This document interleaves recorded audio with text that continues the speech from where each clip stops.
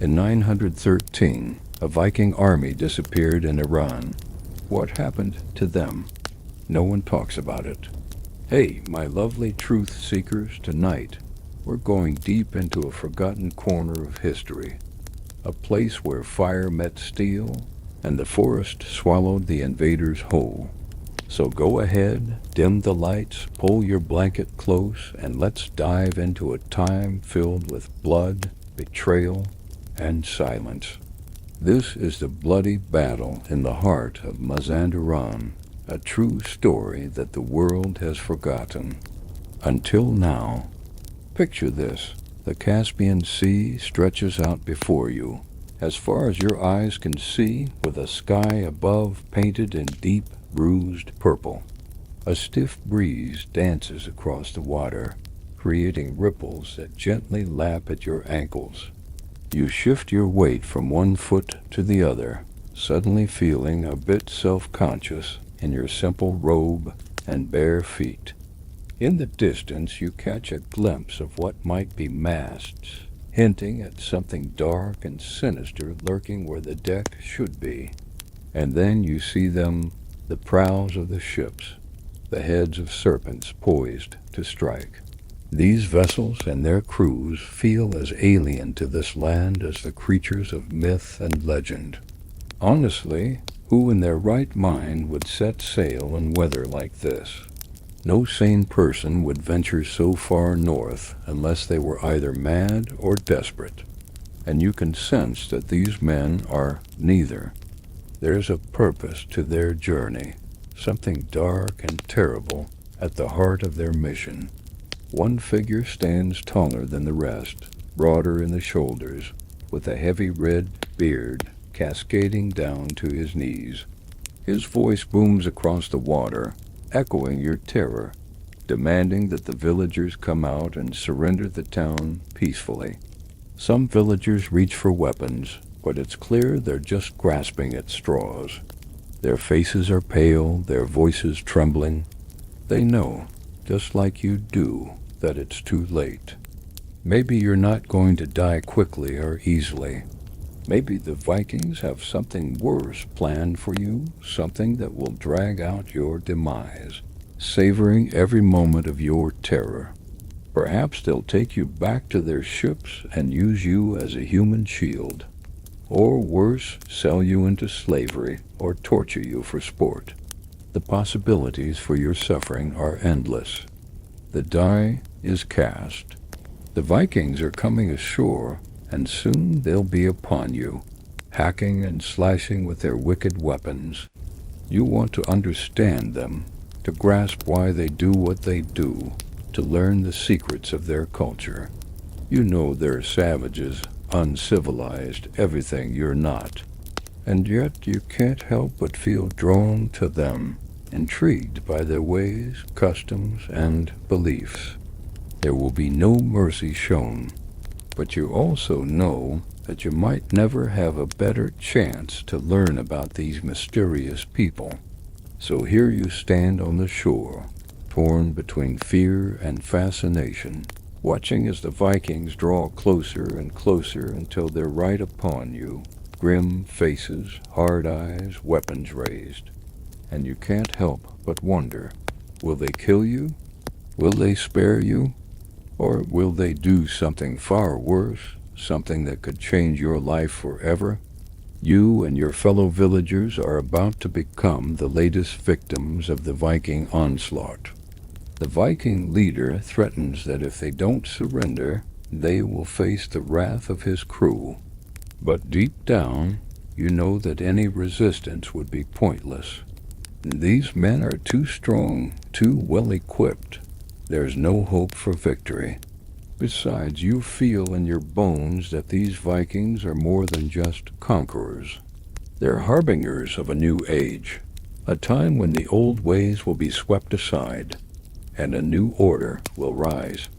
You feel it in your gut that there's nothing you can do to stop it. In his hand he holds a long staff, topped with a serpent's head. The serpent's eyes gleam like jewels, its fangs bared in a silent snarl. This man is a king radiating power and the confidence of a warrior who has never known defeat. His name is Ragnar Lothbrok, and he is the scourge of the North Sea. Terror grips you, and you want to run, to hide behind the flimsy shelter of your home. At first you think it must be thunder, but the sky is clear, and the air is still. You wonder why you ever left the safety of your home. Why did you ignore the elders' warnings? Why did you come to witness this horror? Now it's too late. The only thing you can do now is wait for the inevitable and hope it's quick. The Vikings wear thick woolen tunics, their belts studded with iron. You hope that when they come for you, they do it swiftly, mercifully ending it all with a quick slash of their blade. Their faces are grim, eyes hard and cold. In their hands they wield weapons gleaming in the fading light spears, axes, and swords dripping with a black ichor that looks disturbingly like blood. You can see the muscles bunching in their arms, sinews straining against their tunics as they pull on their oars. These are men trained for battle, hardened by years of war and conquest. They are Vikings, and they've come to claim this shore for themselves. You want to look away, to turn and flee, but you can't tear your gaze from the unfolding scene. It's as if you're bound to the shore by invisible chains, compelled to witness the horror approaching. As the sound grows louder, you realize with dawning horror that it's not coming from above but below. The earth trembles, as if some great beast stirs beneath the waves. The ships are getting closer now, and you can see the details of their construction, the graceful lines of their hulls, the intricate carvings of their prows. But your legs feel rooted to the shore, and you can't move. It's as if an unseen force compels you to stay here to watch as these horrors approach. What right-thinking person would have been crazy enough to stroll along the shore at this hour? You are, and now the sun sinks toward the horizon, and the chill of evening creeps over the land. Ahead, the darkness seems to writhe and twist. Is that a wave? No. There are shapes moving out there, shapes that rise and fall with the waves but aren't quite natural. Is it some kind of sea monster rising to devour you? Or could it be pirates? Or perhaps worse things than either of those things that belong in the darkest nightmares of even the most jaded sailors? You've heard whispers among the villagers' stories of shadowy ships that move without oars or sails, vessels crewed by men with skin like death and eyes like burning coals. They say the only defense against them is the cross. As the ships draw closer, you can make out the details of their forms, the subtle rise and fall. There are 3 of them, each as long and sleek as a whale's body.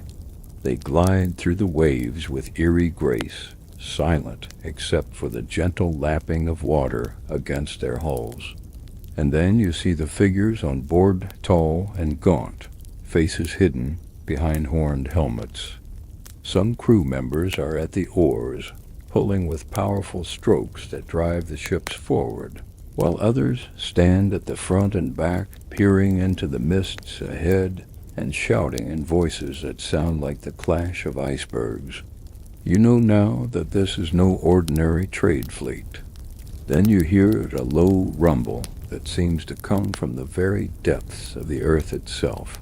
These ships are beautiful, yes, but also terrifying. For you know that they're not merely vessels. They're instruments of war, harbingers of death and destruction. And then the ships are upon you.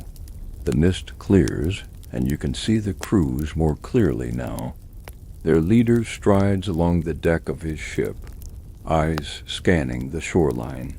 He raises his hand, and the ships come to a halt. A cry rises from the villagers, a mix of fear and anger. As the screams of the villagers mingle with the cries of the dying, you stand ankle-deep in the cold Caspian waters, wondering why you ever came to this cursed shore. But maybe that's not what they have in store for you.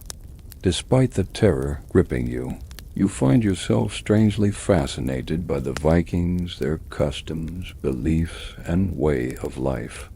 As the Viking ships approach, you know you're in danger, that your life is at risk. The Viking traders have arrived, no matter how much you prepared. Here they are at the market's edge, 6 of them, and honestly, it's not what you were expecting. From the moment you spotted those long, sleek ships gliding across the water like dark beetles, you just knew it was them. But honestly, a part of you can't help but hold on to a sliver of hope that maybe this time will be different. They're here to trade silver, amber, carved bone, walrus ivory, furs, and, well, slaves. Their leader, Olaf, introduces himself, and for just a heartbeat, you almost believe him when he claims they come in peace. You watch them, caught in a tug-of-war between curiosity and fear. You know you should confront them, question their intentions, maybe even send them back to the sea. Just think of the possibilities, the wealth they could bring to your city. So you let them in.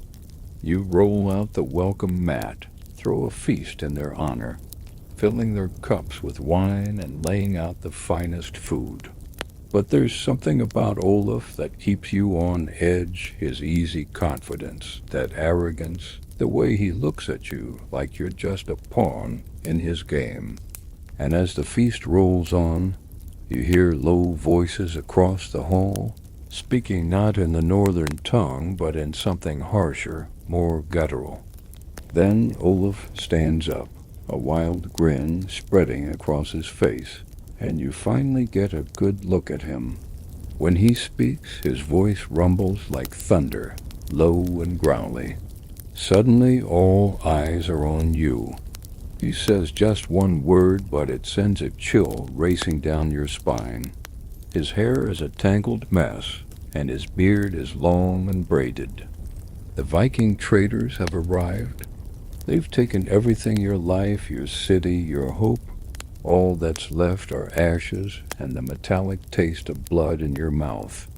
You're desperate to understand what they want and why they're here. You keep your distance, but can't help inching closer, curiosity gnawing at you. Then you catch one of the traders smiling at you, but trust me, his teeth are anything but kind. You want to see them up close, hear their voices, and figure out their true intentions. But that smile, it never reaches his eyes. They're cold and sharp, like flint. You're caught in this weird tug-of-war between wanting to know if they're as dangerous as they seem and the instinct to just run far, far away. You know they'd just as soon kill you as look at you. They're Vikings, after all. One side of Olaf's face is covered in a thick, dark beard, while the other is clean-shaven. Suddenly you spot them again, blocking the door, cutting off any chance of escape. You try to run, but your legs feel like they're made of lead. Hope? It's gone. You're staring death right in the face. You can feel Olaf's fingers digging into your flesh, his eyes boring into your skull. His presence wraps around you like a heavy shroud. You want to fight, but your hands are tied behind your back. Why act friendly when he's just waiting for the right moment to strike? He wants everyone to think he's trustworthy, but deep down, you know he's a Viking trader. He growls, "We are the hunters now, and trust me." His teeth are anything but kind. You know you should stop them, question their motives, maybe even send them back out to sea. They haven't noticed you yet, but fear grips you tight. What if they lash out if you anger them? You're terrified of their strength. their ferocity, their savagery. You know you should run, hide, or fight, but you're frozen in fear, unable to move or speak. There's no honor in dying like this, no glory at all. You catch a glimpse of the enjoyment in Olaf's eyes as he revels in your fear, savoring your helplessness, your mortality. The Viking traders are here, but they haven't taken everything yet. You glance around, feeling a bit safer for now. But they linger at the market's edge, murmuring to each other in low voices, their faces hidden behind shields. Just like the guards, you'll be hacked and slashed until you fall, bleed, and die. A vacant eye socket stares ahead, expressionless, while you catch the glint of torchlight on a sword. It's the same glint you saw earlier when one of them held out a silver coin. A tongue scrapes against your ears like metal on stone.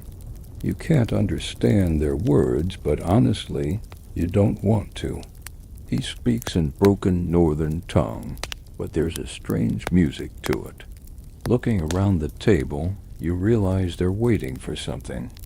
Maybe it's something one of them said in that harsh, guttural tongue. Whatever it is, it feels downright dangerous. You can tell whatever they're plotting doesn't include you. You catch bits of his speech, but some of it slips away like a fading dream. In the flickering torchlight, it shines like a silver flame. Then horror washes over you as swords flash and guards drop, one after another.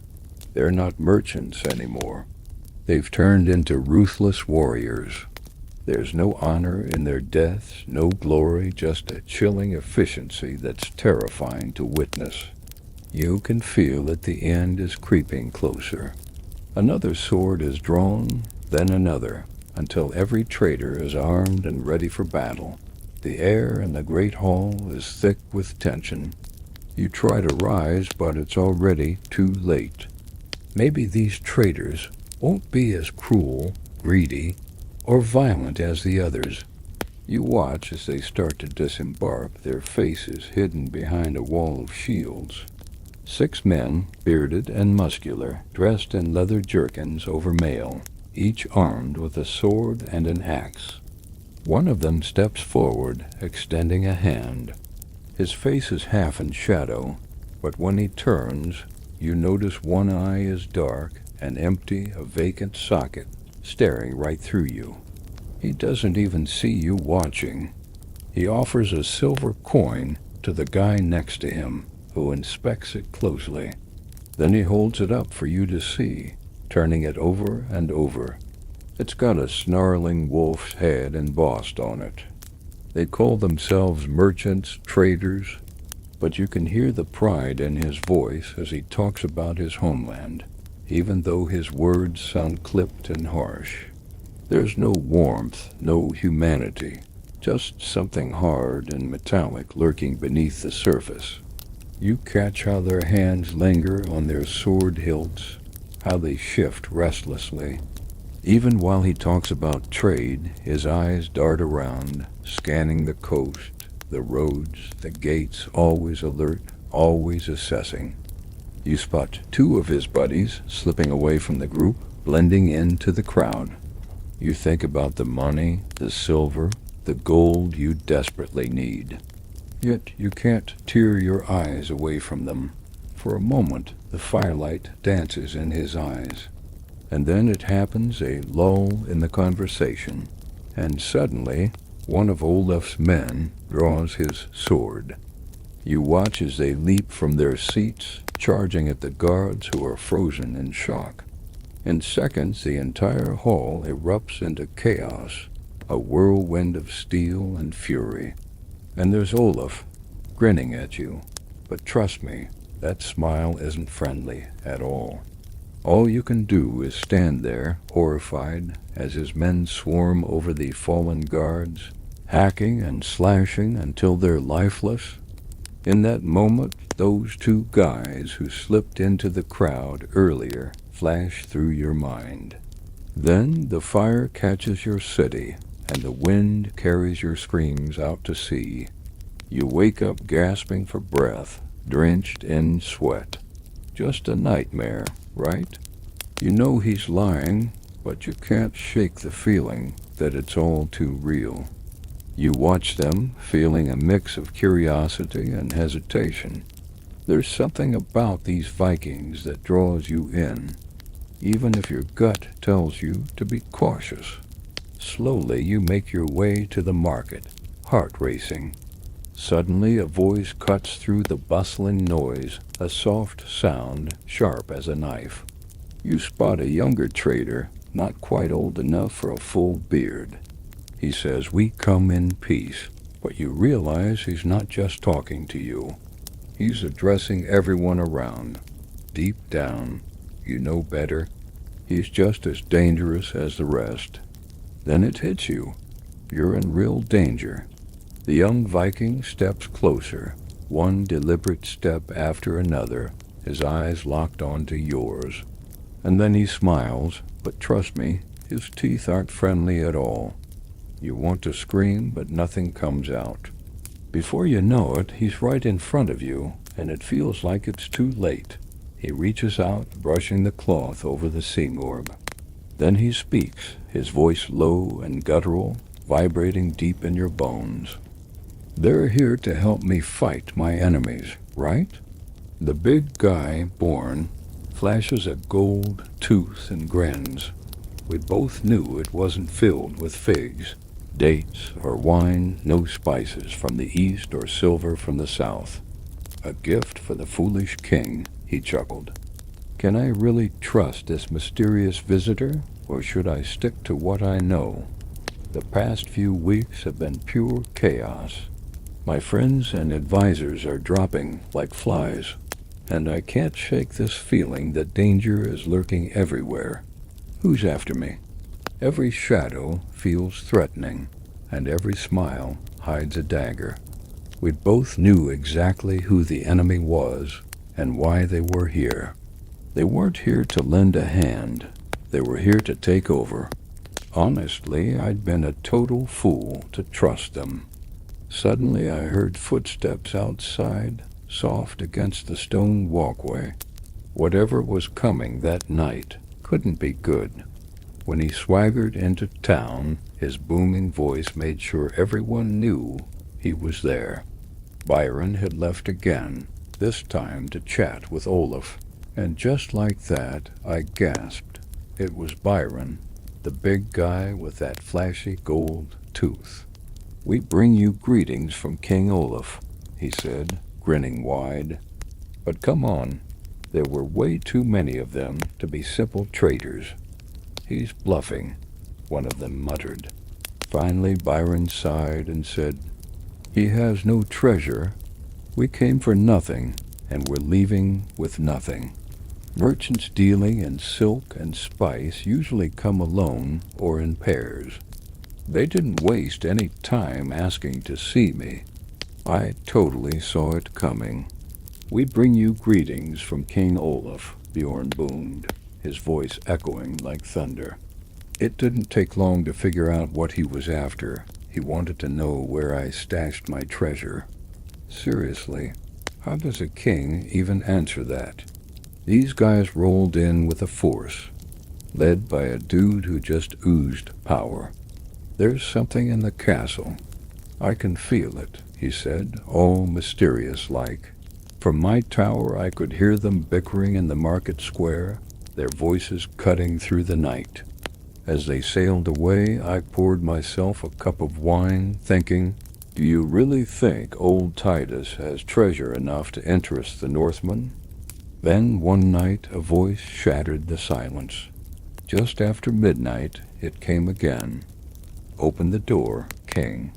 With no one left to turn to, I turned to the night, wondering what they'd do next. Would they threaten me or wait until dark to raid the city? I let them stew in their suspicions, smiling as I enjoyed their discomfort. "You should have come to my father. He was a hoarder. He would have given you all the gold in my treasury just to keep his stash intact. But I'm a different sort. I prefer to spend my gold on feasts and fun. It was high noon, the sun blazing like a hammer on the anvil of the world. The whole town felt like it was sizzling in the heat, but not Bourne and his crew. They were like ice and snow. You'll wake the city guard, a deep voice warned. You really think the king would hide his treasure from us? He knows better, one of them sneered. They were here to help me, right? At first, I thought they were just a bunch of lovers. I caught snippets like fool and stupid. Apparently, they thought I was an idiot. Let them think that. I kind of enjoyed being underestimated. The next day, Bjorn showed up again, this time with a sheepskin cloak lined with fox fur. Honestly, I didn't know whether to feel relieved or worried. That touch sent shivers down my spine, and sometimes I could feel their fingers linger on my skin, brushing lightly before vanishing into the shadows.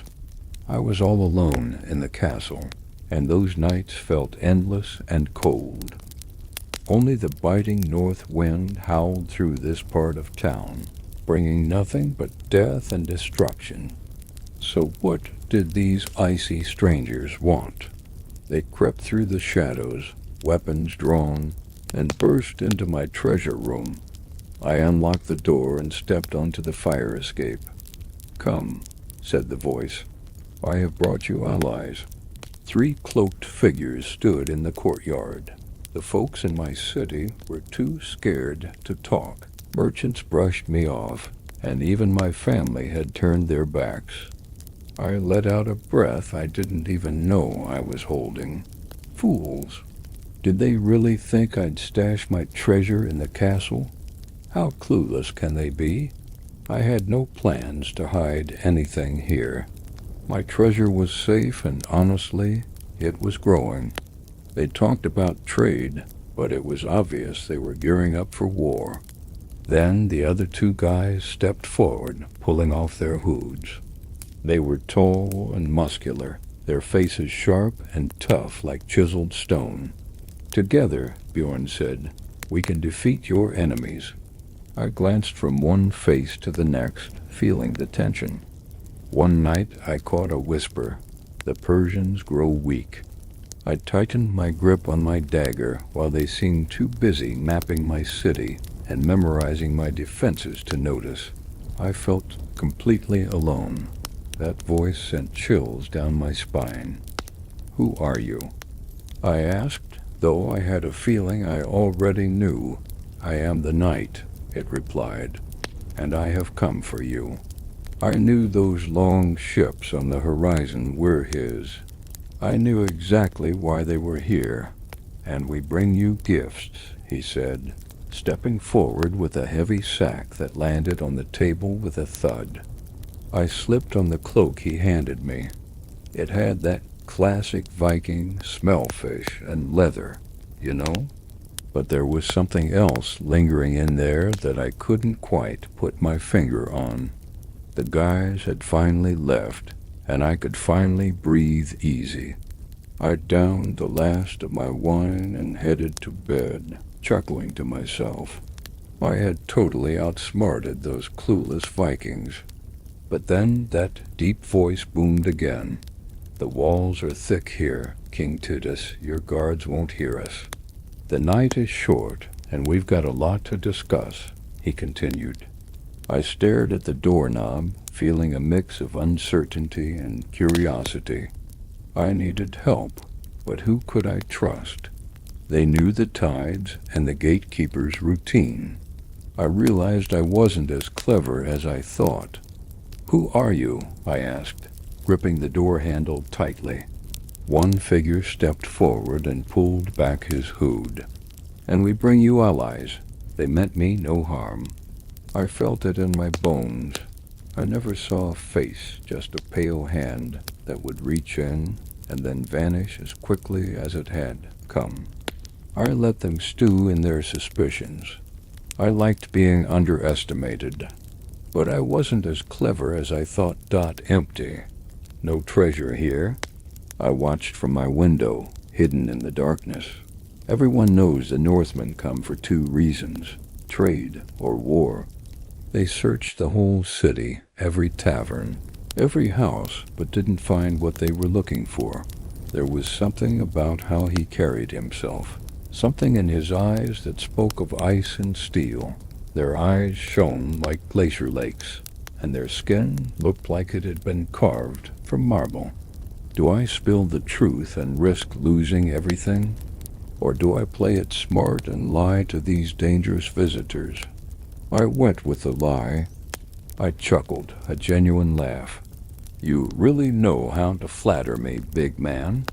Bjorn didn't seem convinced, but he dropped it.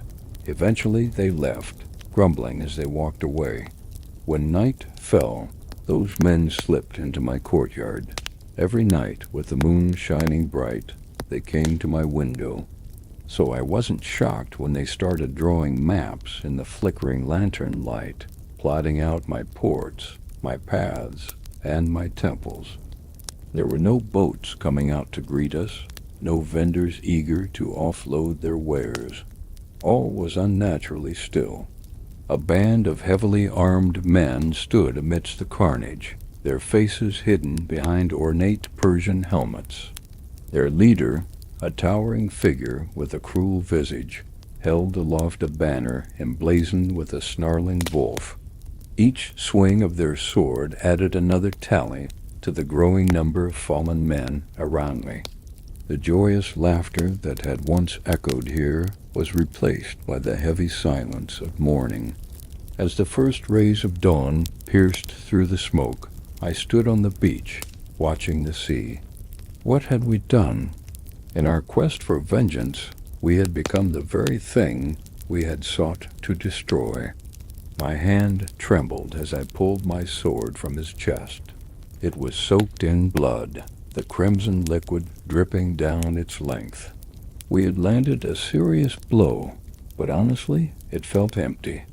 As the last of our foes staggered away, my crew and I stood in the wreckage, panting, our muscles aching from the fight. How could we have been so blind? How could we have trusted the very man who had orchestrated our downfall? The battle was upon us. It was a scene of complete devastation, a harsh reminder of what betrayal can cost. This wasn't just a fight. It was a full-on massacre, and I was right in the middle of it. The sword in my hand felt heavy, soaked with the blood of both friends and foes, a weight I couldn't shake. My crew's cheers rang in my ears, but they felt hollow, stripped of the joy they used to carry. With a surge of adrenaline, I drew my sword and charged. He never saw me coming. His back was towards me, an inviting target. I lunged forward, my blade aimed at his heart. For a moment, time seemed to stand still. The flames danced around us, casting long, eerie shadows. My first mate, a big Viking named Bjorn, let out a fierce roar, his hand instinctively reaching for his axe, ready for whatever came next. Malik's eyes, wide with surprise, stared back at me, the laughter frozen on his lips. But there was no time for remorse or pleas. That treacherous current had brought us nothing but death and destruction. I found old Omar slumped against a pillar, his once lively eyes now staring vacantly into the smoke-filled sky. Bjorn fought like a man possessed, his double-handed axe a whirlwind of death. That's when I saw my chance. Malik, with a cruel laugh, had separated from the main group. His attention focused on the plundering of the market stalls. My blood boiled with a mixture of anger and betrayal. The life drained from his eyes, leaving behind only the cold, lifeless stare of death. His men, seeing their leader fall, faltered in their attacks, their ranks breaking as they fled into the night. We had lost good men in the battle, their bodies lying cold and still among the smoldering ruins. As we made our way to shore, the silence grew, heavy and oppressive like a shroud. I closed my eyes, trying to shut out the haunting images, but they were seared into my mind, a torment I could not escape. He had promised a secure passage for us on the high seas, and had steered us to a baskin, assuring us of its safety. His throat was slashed, the crimson wound a gruesome testament to the brutality of his killers. The air was sweet with spices, the sky a brilliant blue as we set sail for home. The first sign of trouble came as we anchored in the harbor that morning.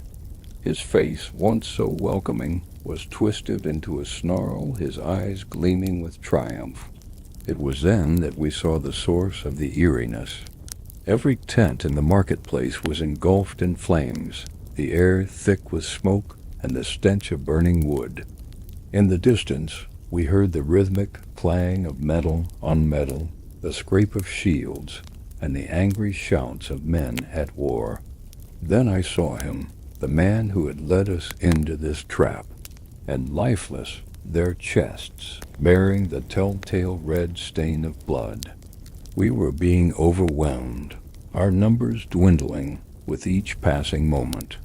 My gaze swept over my crew, their faces streaked with sweat and determination, their breaths coming in ragged gasps.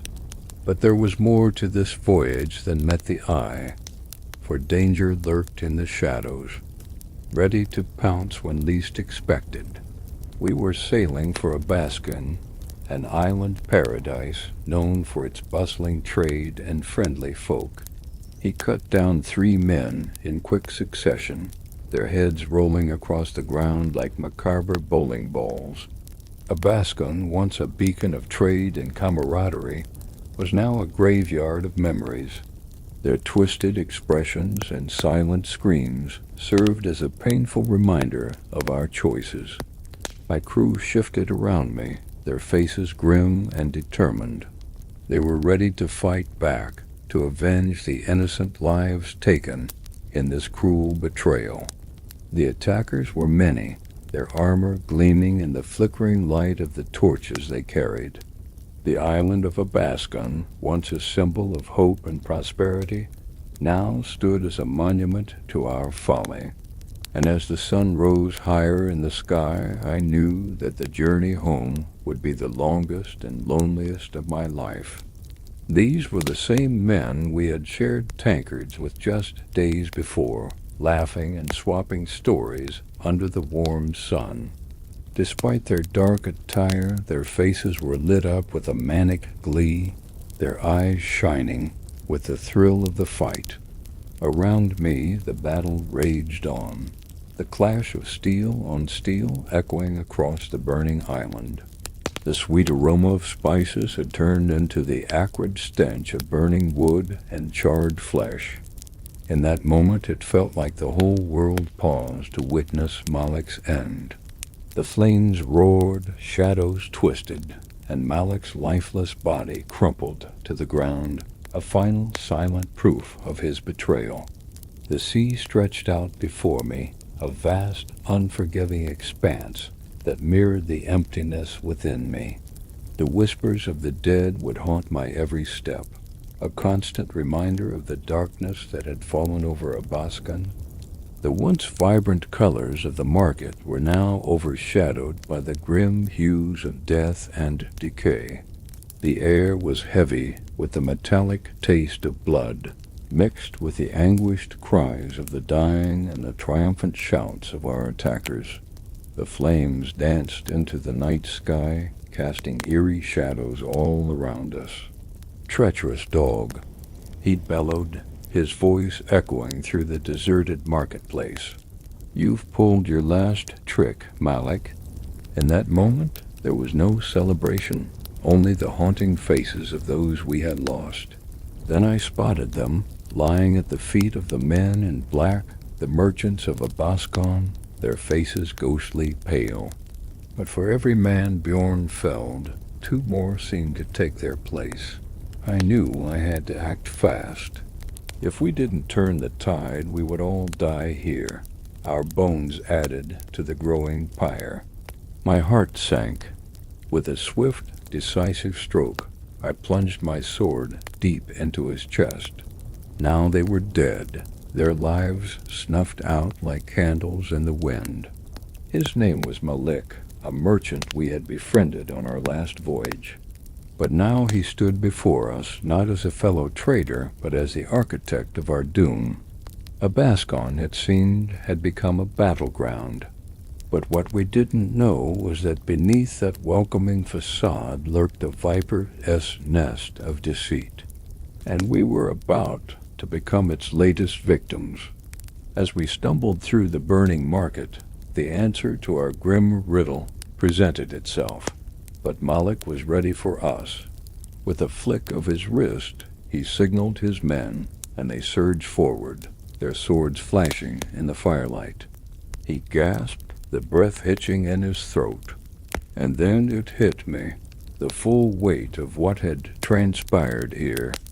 From the shore, you can see the long ships sailing away. Their oars flash in the sunlight, slicing through the waves as they speed off from the beach. Up on a nearby headland, another watcher takes in the same scene. Men shout battle cries and wave their weapons, defending their homes. Cyrus bolts from his tent, sword in hand, ready to join the fight against those who came from the sky in their wooden warships. Cyrus curled up, fear gripping him as he shielded his face. The Viking captain pointed to the pile with a nod. "What do you think, Snake Eyes?" he asked, his voice surprisingly gentle. "Are you happy with our gifts? With what we've brought you?" The sarcasm was thick in the air, making the word gifts feel like a taunt. Suddenly, a large hand clamped over Cyrus's mouth, pulling him back to reality. Startled, he looked up at a Viking warrior, his breath hitching in his throat. This man was tall and muscular, yet oddly fair, almost handsome, with close-cropped blonde hair, high cheekbones, and piercing blue eyes. Though his expression was serious, there was something in the way he held his shield, and the set of his shoulders that hinted at weariness and regret. "You took all the silver, but you left your fire. You took all the grain, but you forgot your seeds.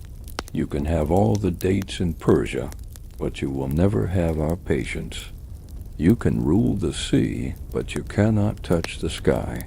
When the Vikings landed again, expecting another easy plunder, they found an army waiting for them, an army with a score to settle. Hope flickered within him that perhaps not all Vikings were greedy, cruel men.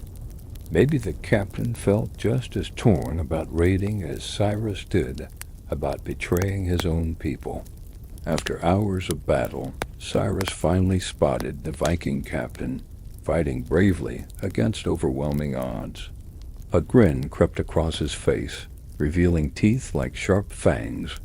As he took in the devastation of his homeland, he saw men caring for the wounded and others digging graves for the dead.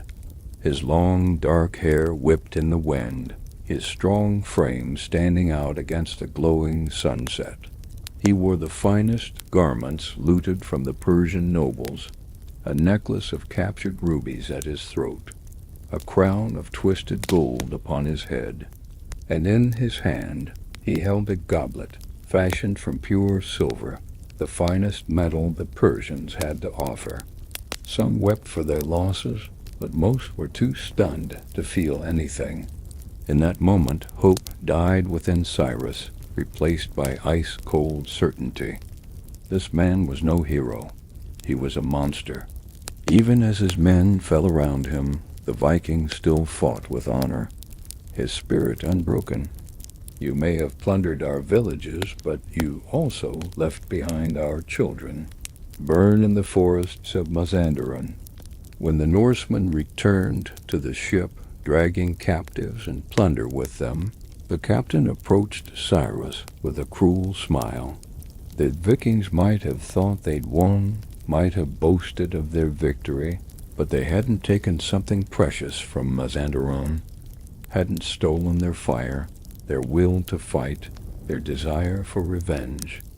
They flee with the silver and the captives, laughing on the waves, unaware of the storm gathering on the horizon, unaware that the forest whispers revenge and the mountains watch them leave, that Mazandaran remembers. Yet despite his triumph, a hollowness gnawed at Cyrus. Cyrus knew he'd struck a nerve. He had traded his people's safety for his own survival. But when Cyrus revealed the Viking captain's true identity, the chief had risen, his eyes blazing with fury. For many years his brother had led the northern tribes against the yoke of the Persian king, only to be betrayed by a Viking ally. The memory of that treachery still burned in his heart. Now he must find a way to warn the other tribes, to unite the Persians against the Vikings, even if it meant leaving the relative safety of the ship and returning to the uncertainty of the shore. "Well, Snake Eyes," he said, gesturing to the spoils, "are you happy now?" Once on solid ground, he raced toward the nearest village, his heart pounding in his chest. He burst through the flimsy barrier, collapsing onto his knees before the chief. Gasping for breath, he told of the Viking horde, of their brutality, of the threat they posed to all of Persia. He fought with the strength of a cornered wolf, driven by love for his home, for his hearth, for the life that meant more to him than his own blood. He fought until every muscle screamed in protest, until his arms were leaden, until the last man of his tribe lay dead at his feet. "You have taken everything," he said softly, hating the tremor in his voice. "What more could you want?" He seized the sun glint off the captured silver in the hands of the Vikings, hears their raucous laughter echoing across the waves. In that time he'd seen the Norsemen kill without mercy, heard their boasts of terrorizing the East. He is the sole survivor of the village that the Vikings just sacked, and he kneels in the smoldering ash of his homeland. It had been days since the attack on Mazandaran. Now he watched them clamber over the side of the ship, eager to begin pillaging the Persian port city. His name is Cyrus. The Vikings call him Snake Eyes, and this is his story. It had been a normal day in Mazandaran, or as normal as it could be in a world full of danger. Cyrus had awakened before sunrise to the smell of wood smoke and fresh bread, the soft susurrus of his family stirring behind him in their tents. His wife's melodious laugh floated on the morning breeze, a sound sweeter to him than any song. He stood panting amidst the carnage, blood matting his hair to his forehead, his chest heaving, adrenaline thundering through his veins. Before him lay his people, cut down where they stood, their lifeless eyes staring sightlessly at the overcast sky. He fell to his knees, sobbing, his cries swallowed by the wind that moaned through the deserted village. He smiled, his heart brimming with love for her, for their unborn child growing within her, for his people, for the life he'd built for himself in this land. Then the sky split asunder, raining fire down upon Mazandaran. When the Vikings finally lowered their weapons, Cyrus was the only one still upright. The Vikings swarmed over him, their guttural voices booming above the dying embers of Mazandaran. More would only be greed. Looking past the man, Cyrus saw an assortment of goods piled near a longship. Sacks of silver, bales of cloth, barrels of wine, chains and shackles, hostages bound and gagged. Cyrus rose slowly, his eyes flicking to the gagged prisoners, then back to the Viking captain. The Viking captain looked out over the ravaged village. "We took what we came for," he said quietly. "And yet greed is what sent the Vikings surging forward when Cyrus woke from his captivity in the bowels of a Viking ship. He watched because the Viking captain had given him a choice, either watch and live or resist and die. Cyrus spat on the deck. "You are a shadow of what you once were," he snarled, a pathetic imitation of a great warrior. The Viking captain laughed, a harsh bark of amusement. "Why so sure, Persian?" "Because you left the best behind," Cyrus said, nodding toward the shore. The Viking captain stiffened, surprise flickering in his eyes. As night fell, casting long shadows across the water, Cyrus slipped off the ship into the darkness. At first, the chief had been dismissive. How could one man defeat an entire tribe of warriors? Now, fueled by righteous anger, he gathered warriors from every nearby tribe, forming an army united in its purpose. Though Cyrus wanted nothing more than to see the men die, a strange feeling tightened his chest. Then the Viking captain glanced up, meeting Cyrus's gaze. The battle raged on, lasting 3 days before the Vikings finally fled, their long ships sailing away from the shores of Persia, taking their plunder and captives with them. Then he saw a lone figure standing on a nearby headland, watching the retreating ships. It was Cyrus, and as Cyrus watched, a slow smile spread across his face. The wind whispers through the trees. The flames dance and flicker, casting dancing shadows on the faces around the fire. The air is thick with the scent of wood smoke and roasting meat.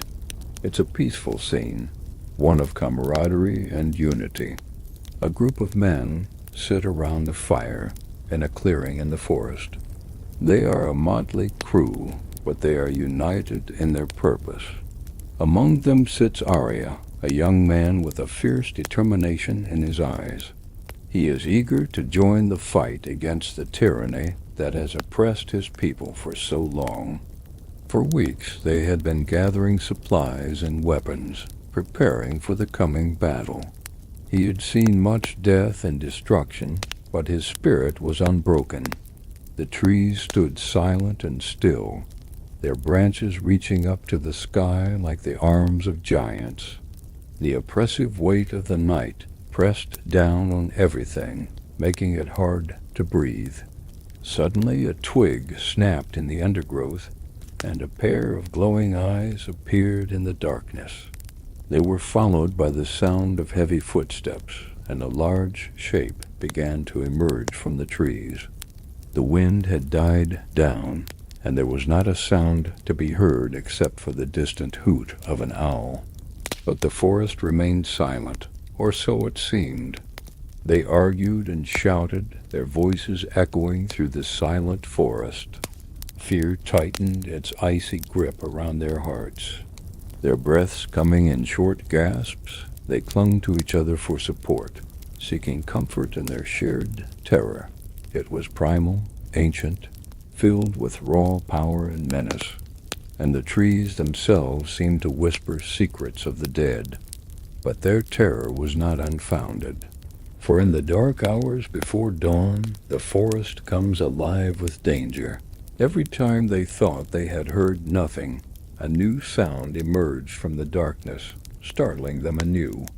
As the shape came closer, they could see that it was a wolf, its fur bristling and its teeth bared in a snarl. The fire sputtered and died, plunging the clearing into darkness. And as the night deepened, so did their terror. They couldn't make out any details, but they could feel the malevolent presence emanating from the figure. Despite the summer night, a chill wind sweeps through the clearing, carrying with it the smell of decay and death. But this was no ordinary wolf. There was something about its eyes that seemed to burn with an unnatural light. Its eyes lock onto yours and you feel a cold dread seep into your bones. It lets out a low growl, a sound that seems to vibrate in your very marrow. Some clutch at their throats, as if trying to keep their souls from being torn from their bodies. The wolves are upon you, their claws raking down your arms, their fangs sinking into your flesh. The growling grew louder, closer, and then from the corner of their vision, they saw it. Emerging from the trees, a massive wolf, its eyes glowing like hot coals, its teeth bared in a snarl. And you feel as though the wolf is reaching out with some unseen force, probing your mind, testing your spirit. As the wolves close in, their hot, fetid breath washing over you, you feel a surge of adrenaline course through your veins.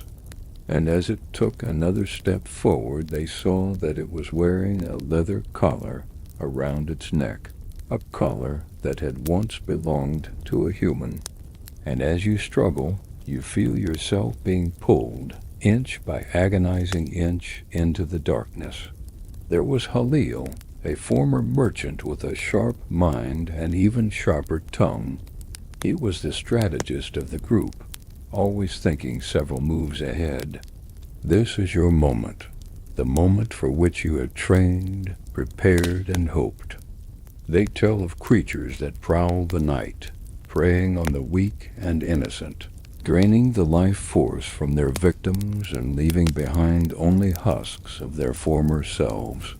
Yet as the wolves close in, their eyes gleaming with a terrifying light in the darkness, you can't help but wonder if there might be some truth to these legends. What had they just seen? Was it a bad omen? Or was it something more sinister? They didn't know. But as the night wore on, they couldn't shake the feeling that they were being watched. Then there was Farid, a giant of a man with arms thicker than tree trunks. Its hot, fetid breath on their faces, they could feel its predatory gaze boring into them, weighing them up, sizing them up. They were trapped in its sights. His strength was legendary, and his loyalty to Arya was absolute. Now, with the fire crackling merrily between them, they began to discuss their strategy. The men around him are like brothers to him now, bound together by their shared hatred of the tyrant king who rules their land with an iron fist. They had come to this secluded spot in the forest to plan their next move in the rebellion against the king. They had much to do if they were to be ready for the coming battle. With a final nod to one another, they disappeared into the darkness, each man disappearing into the darkness, each man disappearing into the forest. He was a young man, but he had already shown himself to be a capable and inspiring leader. The men looked up to him, and for good reason. He was brave, intelligent, and compassionate, and they knew that in him they had someone who would fight for their freedom and their very survival. Among them was Hessam, a grizzled old warrior with a face lined with years of battle. And then there was Arya, the leader of this small band of rebels. As the night wore on, the men argued and debated, each man trying to outdo the other with his ideas. But at the end of the day, they all agreed on one thing. They would fight back against the king and his army no matter the cost. Finally, as the fire began to die down and the shadows grew longer, it was time for the men to go. As the last of the firelight faded away, leaving only embers glowing in the darkness, the forest seemed to hold its breath. In the stillness, the darkness seemed to deepen, and the forest itself seemed to close in around the clearing. Startled by the sudden movement, the men who had been relaxing around the fire sprang to their feet, their hands instinctively reaching for their weapons. The men stood frozen with fear and awe as the wolf approached them. Then, as quickly as it had appeared, the wolf vanished back into the darkness, leaving the men shaken and uncertain. Huddled around the fire, trying to keep warm, they listened intently to every rustle of leaves and snap of a twig. As the hours passed, their fear turned to panic. "They are not safe here. Not in this place where the veil between the worlds is thin, and the spirits of the forest roam free. Then suddenly a guttural growl tore through the silence. It was the sound of a wild animal, but something about it sent shivers down their spines. With trembling hands they reached for their weapons, their fingers fumbling as they tried to get a grip. But that's not all. On the wolf's back rode a rider, a hunched figure swathed in dark, dirty rags, its face obscured by a hood. With a sense of foreboding, they watched as the wolf and its rider approached, each step bringing them closer to the edge of the clearing. That night, you gather by the fire. The elders speak of wolves in human skin, but there are those who claim these tales are nothing but campfire stories meant to scare impressionable minds. Are these creatures truly cursed souls trapped between the worlds, doomed to wander the earth for eternity? You shiver, pulling your cloak tighter around you. Around you, the other villagers cower, their faces pale and drawn in the firelight. And then, as if sensing your fear, one of the wolves steps forward. For a moment, time stands still. You can hear the pounding of your own heart in your ears. You struggle to break away from its gaze, but it is like trying to tear your eyes from a spider's web. You gasp, jolted back to the present by the sudden realization that what you are experiencing is not a dream, but a nightmare from which there is no waking. And you scream, your voice echoing through the empty night, a testament to your terror, a plea for mercy that will go unanswered. Fear threatens to overwhelm you, but you push it down, forcing yourself to remain calm. You are not a soldier, not yet, but the forests will fight with you. Your vengeance will not be swift. It will be slow, brutal, and unforgettable. And what brings you to this forsaken place? You look lost. Before you stands the great serpent, its scales shimmering like 1,000 suns. Its eyes, twin orbs of malevolent fire, pierce your soul. This is no mere delivery, but a dire warning, a call to arms.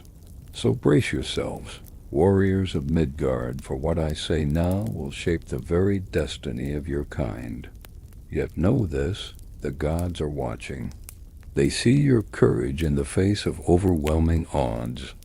They witness your acts of kindness, your moments of selflessness and compassion, and your unwavering belief in the face of adversity. Loki, the architect of ruin, rallies his unholy legion, his eyes burning with malevolent glee. Odin, Allfather, guides your hand. Mjolnir may be shattered, but Thor's spirit of courage burns brightly within you. Freya's blessings of love and healing sustain your strength, and Heimdall's watchful eye pierces the veils of deception. Stand firm, mortals. The Serpent Slayer is among us. He who slew the great serpent, Jormungandr, is here. We know not his face nor the name upon his lips, but his deeds shall echo through eternity. Look for the Serpent Slayer. He who slew the Midgard serpent is here. Let your courage blaze like a beacon in the encroaching darkness. The air is heavy with anticipation, and a chill creeps down your spine. And at dawn a single Viking shield hangs from an oak. It is cracked in half, split by an arrow that pierces its center. No words are spoken, only a haunting silence that amplifies the dread in your heart. Yet amidst the fear, a strange calm settles over you. You feel a presence behind you, unseen but all-encompassing, as if the forest itself is watching, waiting. The mist creeps closer, swallowing the shield and the arrow in its ethereal embrace. The message is clear. This land is not yours. The boundary between the real and the supernatural blurs, leaving you suspended between worlds. And then you hear it, a whisper carried on the wind. The mist thickens, obscuring the shield and the arrow from view. It's barely audible, yet it sends shivers down your spine. And next time, we'll be waiting. The forest seems to sigh, releasing the final vestiges of the haunting spectacle. As the sun begins its slow ascent, the mist dissipates, revealing only the lonely shield and the arrow embedded in its center. It is a grim reminder of the dangers that lurk in the shadows and a warning to those who dare trespass in this forsaken place. The forest seems to hold its breath, sensing the momentous event that is about to unfold. Suddenly, pinned to the rough bark of an ancient oak, you notice a lone shield. Weathered and worn by the passage of time, it bears the mark of a raven, its wings outstretched as if in mid-flight. But what truly captures your attention is the shield's position, hanging precariously from the branch, cracked in half as if by some colossal force. And protruding through the fissure is an arrow, its tip buried deep within the wood. It is an arrow unlike any you have seen before. Crafted with intricate detail, its shaft is adorned with the head of a snarling wolf, its eyes gleaming with fierce determination. It is a Persian arrow. The Vikings would never use such a thing. The gods have faith in you. Trust in their wisdom. Believe in their power. Together you shall prevail. Beside him stands Fenrir, the monstrous wolf, its jaws agape in a silent snarl. Sleipnir paws the frozen ground, eager for the carnage to commence. Odin, Allfather, sees all. His wisdom knows no bounds. Thor, though foeman, watches over you with his spirit of thunder. Freya's gentle light guides your steps, and Heimdall's watchful eye ensures your safety. The gods are with you, mortals, and together you shall prevail. Go. Feel the tremors of impending doom echoing in your very bones. Listen well, mortals, for your fate hangs in the balance. Sharpen your weapons, mend your armor, and most importantly, fortify your spirits. When the hour of reckoning strikes, you must be ready. The fate of Midgard rests upon your shoulders. Are you worthy of the task? Will you answer the call? The gods are with you, mortals, guiding your path, strengthening your resolve. In their name I say unto you, go forth and be brave. Ymir, fearsome serpent, Jormungandr, child of Loki, bane of Asgard, its reign of terror has come to an end. Each tear a glistening jewel upon the cheeks of sorrow. Odin, Allfather, weeps for his lost son, Thor, mighty god of thunder, whose hammer Mjolnir, once a beacon of hope, now lies shattered and abandoned on the ground. Heimdall, the watchman of the Bifrost, grieves for his fallen comrades, his horn of endless mead spilled in their honor. And Freya, the goddess of love and beauty, weeps for the loss of her kin, the giants and the elves, caught in the maelstrom of the serpent's wrath. Their cries mingle with the lament of the trees, their branches stripped bare by the serpent's fiery breath. Even the mountains mourn, their stony peaks rent asunder by the clash of titans, and the sea itself is troubled, its waves churning with the fury of a wounded beast. For in its depths lie the serpent's kin, their slumber disturbed, their wrath ignited. The prophecy foretold its might, its colossal form entwined around the heavens themselves, plunging the world into chaos and despair. But lo, the serpent is vanquished. Its lifeless coils no longer threaten to smother the sun. The world is safe, or so it seems, for even in victory, shadows lurk. You feel a primal fear grip your heart, but something within you, a spark of courage, refuses to yield. The wind shifts, and you catch the scent of land before it even comes into view. The horizon, which was once a smooth line where the sky kissed the water, now looks jagged dark, great teeth that seem to sharpen with every passing moment. You brace yourself for impact, gripping the tiller tightly, knowing there's nothing you can do to stop what's coming. You just hope it doesn't shatter all your dreams of glory. A wide shot of the sea reveals a tiny fleet of ships in the distance, their sails billowing in the wind. As they get closer, their details come into focus. You clutch the mast, your knuckles turning white as the lookout shouts, "Land ho!" But this isn't how it's supposed to be. The sea should be your ally, not your enemy. Suddenly lightning splits the sky, turning night into day for just a moment. The storm rages on for hours, trapping your small fleet in a watery grave. Then, just like that, it's over. The wind quiets to a whisper, and the rain stops. When you look up, the sky is clear. The ships form a crescent, their bows pointing like the teeth of some monstrous beast, ready to devour you whole. Their banners stream behind them, marked with the skull and crossbones, a warning, a promise of death. You faced death before and lived to tell the tale. You'll do it again, but this time it feels different. Cannons roar, shaking the very timbers of your ship. You flinch as chaos erupts around you, men falling, some surrendering, others brandishing blades in the fading light. The cries of the wounded mingle with the shouts of the attackers, creating a chorus of pain and anguish. You duck, shielding your head with your arm, as a cannonball explodes just beyond your reach, showering the deck with sparks and debris. The air is thick with the smell of gunpowder and the screams of men. You unsheathe your sword, the polished blade a beacon of defiance in the gathering gloom. The man smiles wider, baring his teeth in a predatory grin. He likes this game. He thrives on fear. Not for yourself, not for your crew, and definitely not for the innocent lives shattered by this war.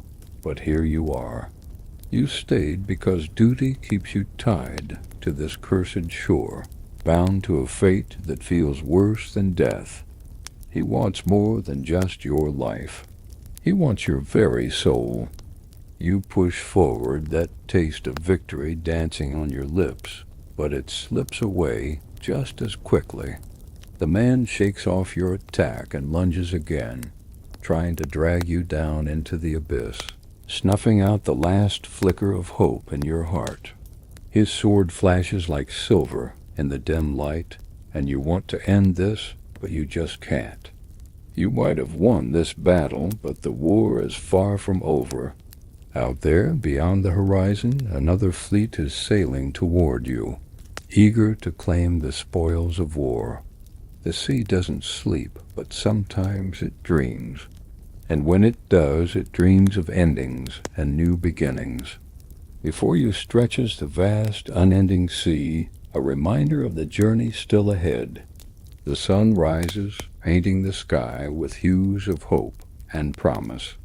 You take a deep breath, steeling yourself for what's next. You parry, feeling the force of his blow ache through your arm.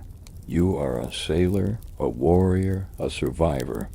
The wind is calling, urging you onward to the next adventure, the next battle, the next chapter in your story. This time the shadows seem deeper, the silence louder. A bolt of lightning strikes the mast of your ship, sending sparks flying like angry spirits. The man stops, glances up, and then charges at you again, unfazed by the storm. The sea is your home, and the horizon is your destiny. The fate of the world hangs in the balance, poised on the edge of a knife. This time the darkness holds its breath, waiting for you to make your move. You could end it now, deliver the final blow that wraps it all up, but you hesitate. Seeing the man kneeling before you, broken and defeated, stirs something inside, a flicker of pity, a reminder of the shared humanity that connects you both. But you're tiring, your strength fading. With every moment, the man becomes more relentless, his attacks bolder, his movements faster. Today, the tide has turned against you. Today, it's a raging beast, and you're caught in its claws. You try to swallow, but your throat feels like sandpaper, the taste of fear heavy on your tongue. In that split second, you seize the moment, driving your sword deep into his chest. He freezes, eyes wide in shock, glancing down at the wound, then back at you. A strangled cry escapes his lips. Your men shout, their voices rising above the crashing waves. Tall and imposing, his face is hidden behind a black mask. He raises his sword, a cruel smile twisting his lips.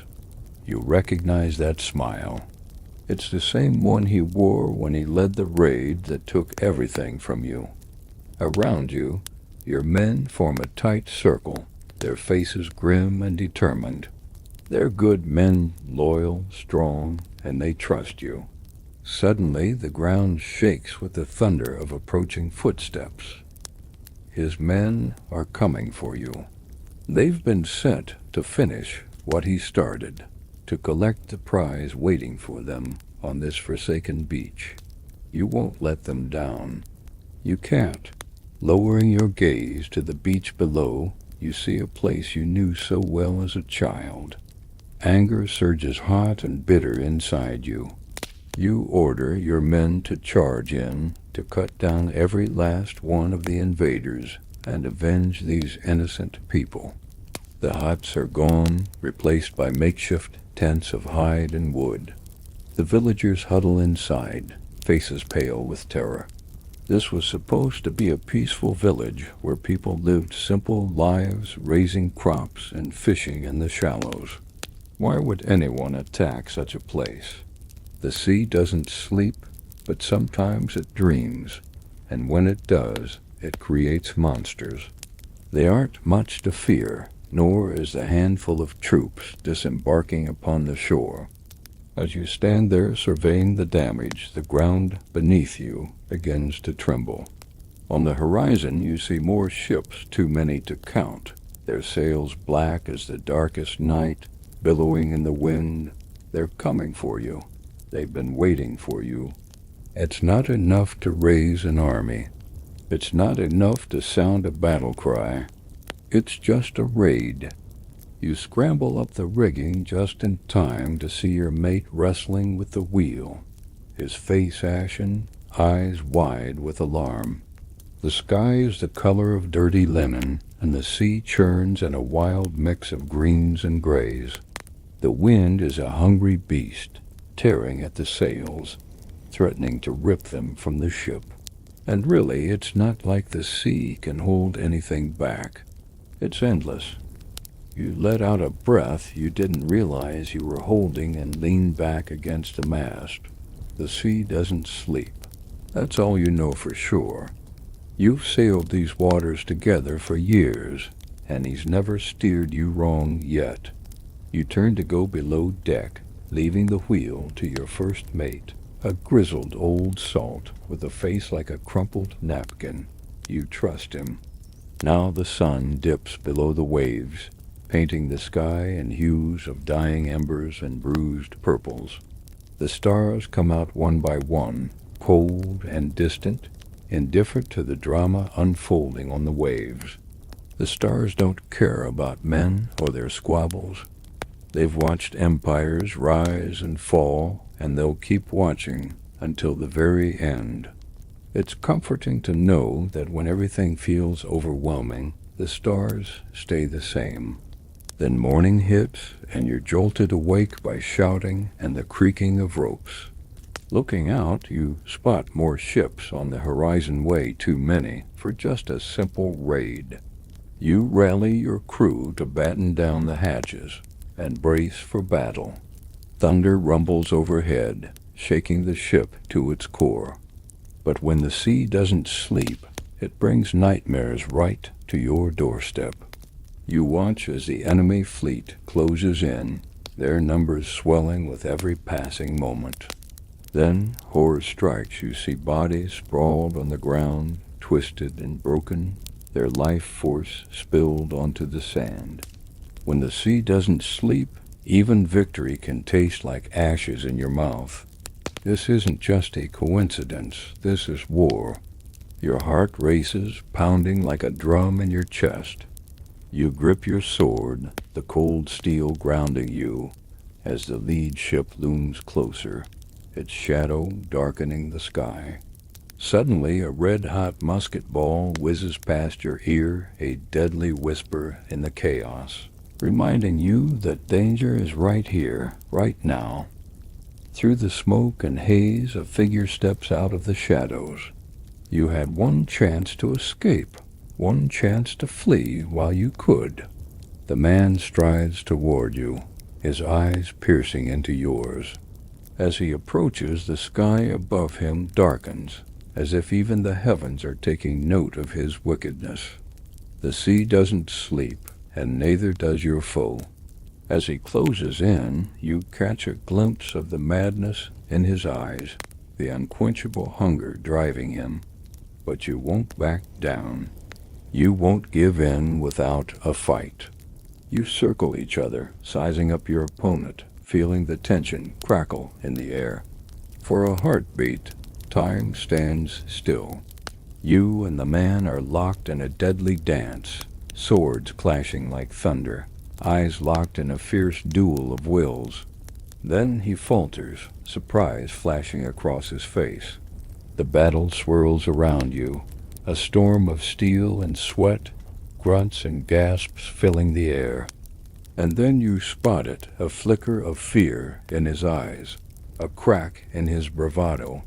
He stumbles, knees buckling, and crashes to the ground. You lower your sword, your grip firm. You leave him on the beach, his fate uncertain, his future unwritten. Turning away, you leave behind the haunting memories of the shore. The sea doesn't sleep, and neither do you. You hoist the sails, catch the wind, and set your course, ready to embrace whatever comes next.